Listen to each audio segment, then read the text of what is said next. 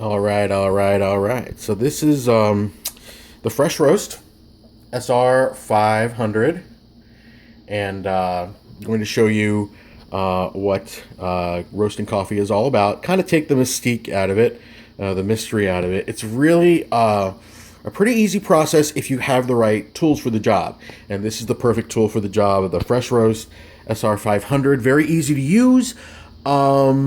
It costs about $150, but you more than make up for it in the end. Once you've roasted at least a few pounds of coffee, you've saved money and you've actually got yourself higher quality coffee if you're into that. And it's just the satisfaction of doing it yourself. You do get fresher coffee, and anyway, so this stands about about a foot high. And this is the top part of it. It's called the chaff collector. This comes off. It's basically a wire mesh to catch the chaff. That's what the chaff kind of looks like. And the chaff is the outer part of the coffee bean. You'll start to see that pop off when we actually begin. But this is actually what collects the chaff right in here. That's kind of like the residual stuff that is very light. And since it's light, it'll fly out the top unless there's like a wire mesh to catch it. So this is my second fresh roast machine. My first one lasted about a year and a half. This one I've probably had for about 2 months. And I've used it maybe about 10, 12 times already. So this is the middle part. This kind of holds the green coffee beans, which you can really find online or through any retailer. I go through Sweet Maria's. There's another one called Bodhi Leaf, but if you're in the market for roasting your own coffee, I highly recommend going through Sweet Maria's. They don't have free shipping, but they do have a quality bean and quite a bit of varieties. It's almost like wine where you can try different coffees from around the world, single origin. They also have blends, and my wife particularly likes the Ethiopian yogurt. It has a nice fruity flavor, and that's what we're going to be roasting today. Now, the one thing with the FreshRoast SR500 is there's a lot of smoke when you roast, and it's not like typical coffee roasting smell. It's like almost like a burning grass smell, and it's still nice, but it's just enough that you have to turn off or my wife hates this, remove the battery from your smoke detector, your smoke alarm. She hates when I do it, only because I often forget to put it back, because I'm roasting coffee, I would say, once every 4 days. This will hold about maybe 3.5 to 4 ounces of coffee. So in order to roast a whole pound at a time, you got to go through the process like maybe 3 or 4 times in a row, and then let it sit for a day or two. Freshly roasted coffee, it's a myth that it tastes better right when it comes out of the roaster. It doesn't. You need to do something called degassing, where you let it sit for 1 or 2 days. So bottom line, when I'm using this thing, I'm using it probably 3-4 times in a row, and it's a long process only because you have to let it cool down. So you roast the coffee, cool down the batch, let it cool down for like 15 minutes so you don't ruin the machine, and then you're going to start another batch. So I usually do it on a Sunday when I have some free time. So anyway, I'm going to shut up now and show you what this is all about. So I'm basically a psychotherapist, but I began my freshman year of college. I was a chemist. And this kind of takes me back to measuring and chemistry, and it's the one thing I love about coffee. So what I usually do is I zero out the chamber which holds the coffee, because I want 100 grams of coffee. So I'm going to get a ramekin here.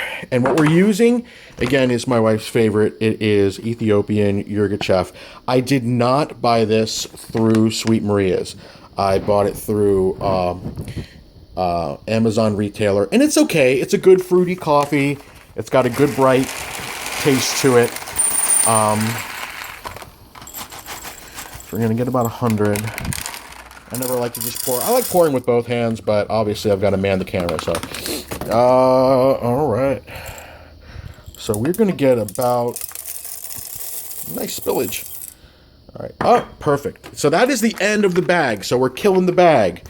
It's a 5-pound bag, and we have about 102 grams, which is fine. And I'm such a nerd that I end up weighing it when I'm done to see how much water loss there was. And it's usually about 10 grams, so it's about 10% water loss because of obviously roasting. So anyway, put the green beans in there, and they're kind of actually more gray than green.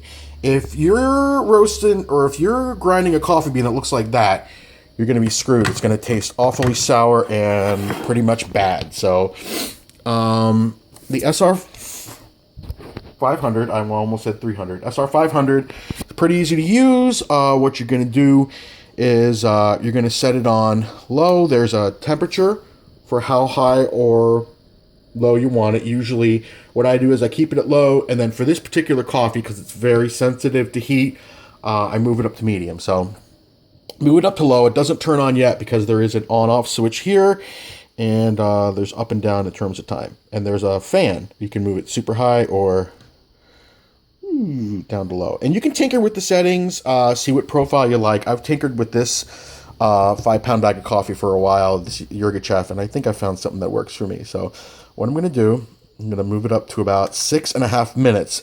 And even though it goes to 6, 6, 6, 7, those are actually minutes. So it's, I don't know, it's basically 6.5 minutes, and it's loud.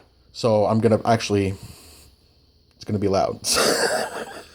So anyway, I'm going to have it, the beans are real heavy at first, so I'm going to have high fan, and here's the thing, if it's not, see the beans jumping? Nice, huh? If it's not rotating, this is hard to do with one hand. I tilt it back a little bit and just agitate it a little bit just to get the beans moving. If you don't move it around a little bit, you're going to end up with scorched beans. So you want to make sure you either don't overfill it. I wouldn't do more than 100 grams of coffee, or that's kind of like 3.5 ounces. Or make sure you agitate the beans highly when you first get started out. So anyway, we're going to pause this because it gets really damn boring after a while. Unless you enjoy watching beans bounce up and down like that. But I'll bring you back when the beans start changing color. Here's my cat. His name is Serj. He really doesn't want to be bothered right now, so I'm just going to let him go. But anyway, let's go check on our beans. And we're at about 5 minutes. It's been going for about 1.5 minutes, and you kind of see they've kind of become a little bit yellow. When they get golden brown, more of a brown, like a light brown, I'm going to turn this down a little bit. Actually, I'm going to turn it down a little bit more. As you can hear, like, you know, the fan goes down a little bit. The beans are still, whole process for this particular bean probably takes about 5-6 minutes, and then you tack on about a few minutes for cooling, and that's that. So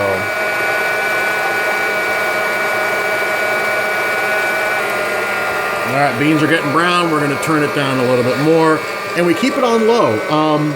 There aren't a lot of coffees where you're going to want to put it at high, unless you're going to go for like a darker roast, like a Sumatra or like a French roast. I'm not a fan of them because I tell this to everybody. There's a myth out there that French roast means more caffeine because it's a stronger coffee taste. That's wrong. The longer you roast this, the more the caffeine kind of roasts out of the coffee. So that's why when you have a breakfast blend, which is a very light roast, there's more caffeine in that than there is in French roast. So knowledge is power. Okay, you're going to hear a sound popping. That's called first crack. I'm going to shut up so you can hear it. It almost sounds like snapping.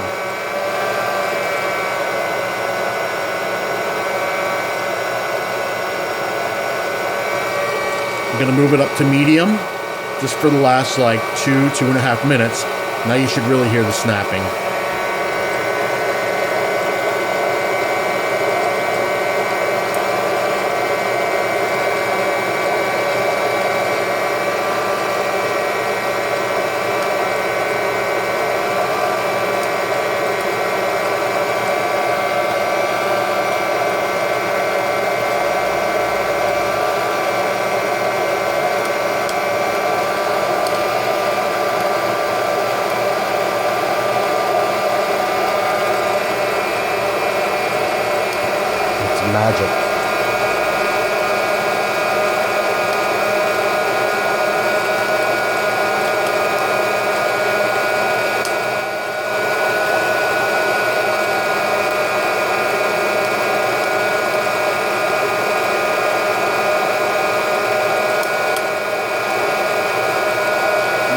as it goes into first crack, we're at about 1.5 minutes left. I'm going to crank it up a little bit, kind of circulate that heat around the beans. Because the beans are now a little bit lighter. The water content is kind of baked off of the beans or roasted off of the beans.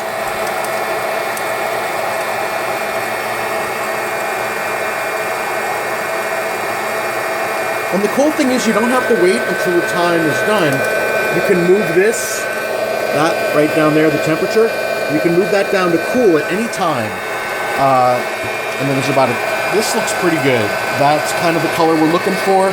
And I don't want to take it too much past first crack, or we're going to lose that like berry flavor to it. So I'm going to bring this sucker down to cool.